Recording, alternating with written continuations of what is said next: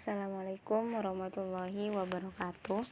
Perkenalkan, nama saya Sofiatun dari kelas 4D akan mempresentasikan hasil review jurnal internasional yang berjudul Thalassemia a Human Blood Disorder karya F. Shafik et al. Tahun 2021. Next. Thalassemia adalah kelainan darah bawaan yang disebut juga sebagai hemoglobinopati yang ditandai dengan rendahnya kadar atau bahkan hilangnya rantai globin normal pada protein sel darah merah normal. Tidak adanya rantai globin yang terdiri dari alfa, beta, gamma, dan delta akan menyebabkan kerusakan hemoglobin yang akhirnya menyebabkan anemia. Berdasarkan rantai globin yang terkena, thalassemia dibagi menjadi thalassemia alfa dan thalassemia beta. Next. Thalassemia beta ditemukan hampir di seluruh dunia, sedangkan thalassemia alfa lebih banyak terjadi di daerah Mediterania. Thalassemia terjadi karena kerusakan pada hemoglobin. Hemoglobin tersebut terdapat dalam darah yang berfungsi sebagai pembawa oksigen dari paru-paru ke seluruh tubuh. Oksigen yang dibawa hemoglobin yang sudah tiba di sel akan dilepaskan dan digunakan untuk pernafasan atau respirasi aerobik yang nantinya akan menghasilkan energi dalam bentuk ATP. Hemoglobin juga dapat mengikat gas karbon dioksida atau CO2 yang nantinya akan dilepaskan ke udara bebas. Nah, apabila kadar hemoglobin dalam tubuh manusia kurang atau bahkan tidak ada, maka akan menyebabkan anemia. Anemia yang parah ini selanjutnya disebut sebagai thalassemia. Next.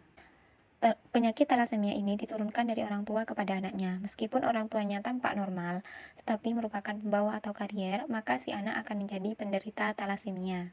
Pada masa embrio atau janin, salah satu dari 4 gen globin mengalami mutasi atau penghapusan, sehingga saat lahir bayi menjadi penderita thalassemia.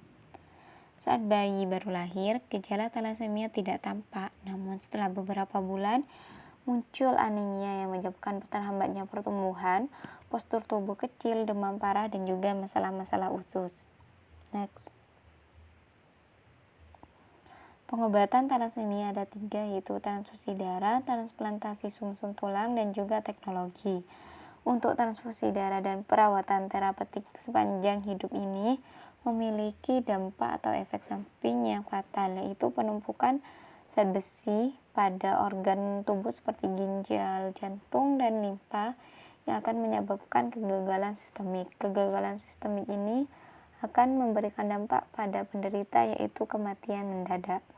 Untuk transplantasi sumsum tulang dapat dilakukan apabila sumsum tulangnya cocok dan biasanya dilakukan dengan saudara dari si penderita.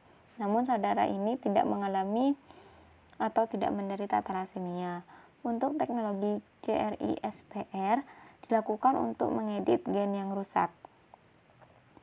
Nanti teknologi ini akan menyisipkan gen atau basa nitrogen yang nanti akan menyusun hemoglobin. Sekian presentasi dari saya, kurang lebihnya mohon maaf. Wassalamualaikum warahmatullahi wabarakatuh.